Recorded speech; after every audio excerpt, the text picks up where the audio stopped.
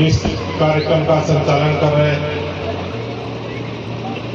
मनोज जी, हमारे सभी सम्मानित साथी प्रधानगण, क्षेत्र पंचायत सदस्यगण और सभी क्षेत्र परिषद सामने बैठे हुए प्यारे निवासीगण, माताओं और बच्चों, आज का ये कार्यक्रम सम्मान से तो भरा है और इस सम्मान के साथ स्नेह बहुत ज्यादा है। मैं श्यामपाल जी को यहाँ साथ में बुलाना चाहूँगा, मेरे साथ में आए। आज जो उन्होंने सम्मान हमें दिया है, हम लोगों को इस सम्मान से वाकई में भी अभिभूत है और इसको बयान नहीं कर सकता हूँ कि इतना प्रसन्नता है।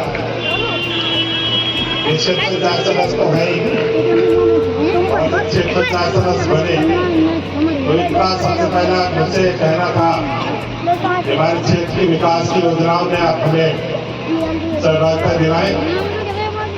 हमें सबसे यही चाहिए और कुछ आपसे नहीं चाहिए। पार्टी के लगातार सेवा करते रहते हैं, पार्टी के बूथ अध्यक्ष भी हैं और जनता से जुड़ी हुई तमाम चीजों को लगातार हम लोगों से चर्चा करते रहते हैं, चाहे वो खेती किसानी की हो अथवा विकास से संबंधित हो, लाभ से संबंधित हो, खाने से संबंधित हो। अक्सर आपकी आवाज हमेशा उठाते रहते हैं और इतना स्वभाव इनका है, इतना सरल स्वभाव है, इतने सरल स्वभाव का व्यक्ति जब आपका कोई प्रतिनिधि बनता है, बीडीसी बनता है या पार्टी का कार्य करने वाला होता है, तो इसके हृदय में तमाम लोगों की पीड़ा होती है, तकलीफ होती है और लोगों के बारे में कुछ करने का निर्णय होता है कि कुछ करा जाए। वैसे अपने भाई श्यामपाल जी को मैं बहुत बहुत धन्यवाद देना चाहता हूँ कि उन्होंने आज यहाँ पर सभी लोगों को यहाँ इकट्ठा किया, जितने हमारे साथी लोग हैं भगड़ी बाग के, उन सभी लोगों को यहाँ पर इकट्ठा किया और ये सम्मान समारोह का आयोजन किया, ये होली मिलन समारोह का आयोजन किया।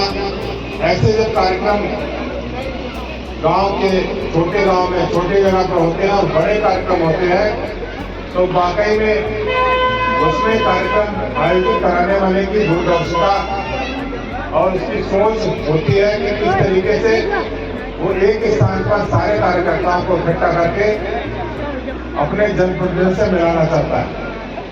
भाई श्यामपाल जी इस कार्यक्रम की तैयारी में काफी दिनों से लगे थे। उन्होंने कहा बड़ा कार्यक्रम कराएंगे। हमने उनसे कहा कि बड़ा कार्यक्रम मत कराइए, जब विधायक जी तो सामान्य से बुलावे पर ही आ जाते हैं। आप एक कप चाय घर में बनवाइए और विधायक जी को बुलाइए, वो तो आपके पास हाजिर हो जाएंगे। ये बड़ा टेंट लगाने की और बड़ा व्यवस्था करने की कोई आवश्यकता नहीं है।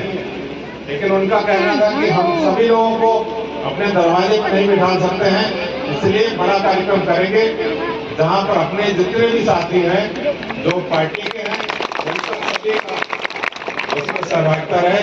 ऐसा उनका आयोजन है जिसमें हम सभी लोगों को देख रहे हैं अपने क्षेत्र के। मुझे भी बहुत प्रसन्नता है कि ऐसे जब कार्यक्रम हमारे कार्यकर्ता करते हैं तो पार्टी की छवि भी अच्छी होती है और मेरा हृदय भी घर होता है कि हमारे कार्यकर्ता यहाँ क्षेत्र में है। हमारे बहुत सारे कार्यकर्ता जैसे डॉक्टर साहब खड़े हैं, ये भी बहुत समर्पित कार्यकर्ता हैं और पिछड़ा वर्ग का इनके पास दायित्व भी है। इन्होंने संगठन को खड़ा करने में बड़ी भूमिका निभाई है। एक एक व्यक्ति जो सामने बैठा हुआ है, सुरेश दादा बैठे हुए हैं, लगातार जब से पार्टी चल रही है तब से लगातार ये इसमें सहयोग कर रहे हैं। जयराम सिंह जी बैठे हैं संस्थापक सदस्यों में और हमारी युवा टीम तो है ही, अमित जी बैठे हुए सभी लोग हैं, आजाद हैं, ये सभी लोग युवा टीम में बहुत सक्रिय लोग हैं। आप लोगों के बारे में लगातार चर्चा होती रहती है, लगातार बातचीत करते हैं, लगातार आपकी समस्याओं के बारे में बताते रहते हैं और यही चीज हमारी ताकत बन जाती है जब हमारा कार्यकर्ता नीचे स्तर पर खड़े होकर के जनता की आवाज हमारे तक पहुंचाता हमारे अमित के रूप में शिव तिवारी जी मेरे बीच में हैं, आपके मंडल अध्यक्ष भी हैं, श्याम सिंह जी हैं, प्रधान संघ के अध्यक्ष गुड्डू गया प्रसाद जी हैं।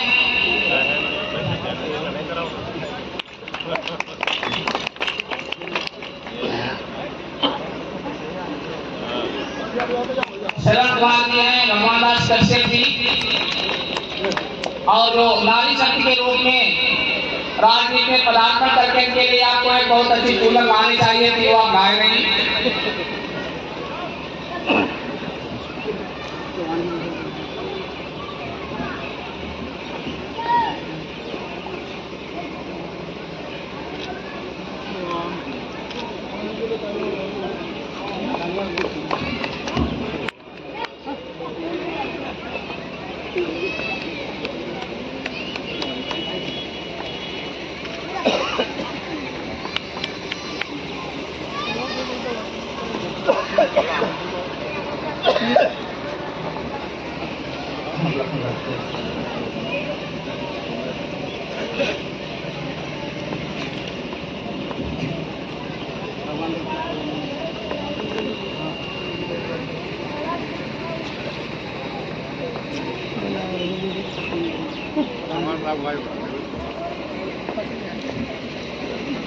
मैं अपने फोन तो परेशान है, उनके फोन तो कोई बनाई नहीं रहा आए रहो ना कोई ऊपर ना जे कोई बात ना भेज दियो ओके तो बना ले नहीं जरूर। रोहित सिंह जी मंडल के उपाध्यक्ष हैं। ज्ञान दादा जी यार पता नहीं कभी आपको कैमरा नहीं खोल लो ये फोन होने दे तू देख बहुत बहुत धन्यवाद।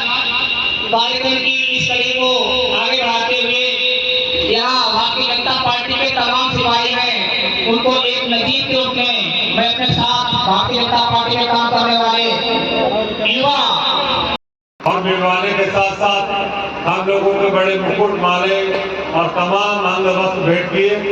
ये कर्ज कैसे चुका पाऊंगा, ये तो ईश्वर ही अदा करा पाता है। कर्ज तो मैं अदा कर पाऊंगा, भगवान इतनी शक्ति अगर देगा तभी।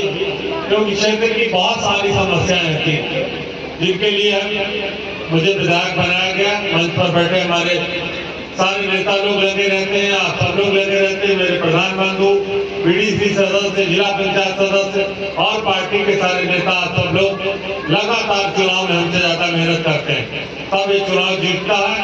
और भारतीय जनता पार्टी ऐसी पार्टी है कि वो केवल चुनावों में ही जो मेहनत नहीं करती, ये 5 साल लगातार मेहनत कराती है। उतने काम, एक काम हटा तो दूसरा, दूसरा हटा तो तीसरा। क्योंकि इस बार होली में विधानसभा सत्र चल रहा था, उसके बाद मैं कई विधानसभा की कमेटियों का मेंबर भी हूँ, तो उनकी बैठक विधानसभा सत्र के बाद लगी थी। इसलिए होली में 2-3 दिन के अलावा मैं ज्यादा यहाँ नहीं रह पाया था। चंद्रपाल जी लगातार तब से कार्यक्रम होली में मांग रहे थे। इनका समय तो सही समय से चल रहा था, लेकिन हम ही लेट थे। इसके लिए भी मैं क्षमा चाहता हूँ कि बराबर ये समय से कार्यक्रम चाह रहे कि होली के अंदर ही मुझे कार्यक्रम मिल जाए, लेकिन मेरे कार्यक्रम बाहर लगे हुए थे और कल रात ही मैं लौट पाया हूँ 11-12 बजे के लगभग। आज इनका आदेश था तो इसलिए यहाँ पर आया। और आज बहुत सारे कार्यक्रम भी थे। एक बार सहकारिता का चुनाव था, हमारे मंच पर भी लक्ष्मी राजपूत जी बैठी है जो आज अभी सहकारिता की सभापति चुनी है। मनोज जी बैठे हैं, राजगोर जी बैठे हैं, पीछे सर्वेश जी बैठे, बहुत सारे लोग। आज 14 साधन सहकारी समितियां बरकरी में, उसमें लगभग 10 या 12 पे चुनाव हुए हैं। जो 25 समितियां हैं उन पर भी अब सरकार चुनाव कराने जा रही है। संघों के चुनाव होंगे, फिर जिला की स्तरीय जो कोऑपरेटिव सोसाइटी है उनके चुनाव होंगे, फिर प्रदेश के होंगे। तो पहली बार कोऑपरेटिव चुनाव में जनता से जुड़े हुए लोग जा रहे हैं, किसान जा रहे हैं, गरीब जा रहे हैं, आम आदमी इसमें चुन करके जा रहा है। और सही मायने में कोऑपरेटिव बैंक में भ्रष्टाचार में इतनी डूब गई थी कि कोऑपरेटिव में कोई काम भी नहीं बचा था, बजट ही नहीं रह गया था इनके पास कि गेहूं खरीद पाते, कि धान खरीद पाते, या खाद या बीज दे पाते। लेकिन भारतीय जनता पार्टी की जब सरकार बनी तो हमारे प्रधानमंत्री जी ने भारत में अलग से इसके लिए मंत्रालय बनाया। इससे पहले सहकारिता मंत्रालय वहां नहीं था। सहकारिता कृषि मंत्रालय के अंतर्गत छोटा सा एक विभाग होता था। लेकिन बहुत सारे काम मोदी जी के आने के बाद हुए, और उसका मंत्री अपने सबसे सशक्त नेता उस समय के राष्ट्रीय अध्यक्ष अमित शाह जी, उनको सहकारिता मंत्री बनाया, और उन्होंने सहकारिता में बहुत सारे काम किए हैं। और वो काम जमीन पर आने दिखाई देंगे, क्योंकि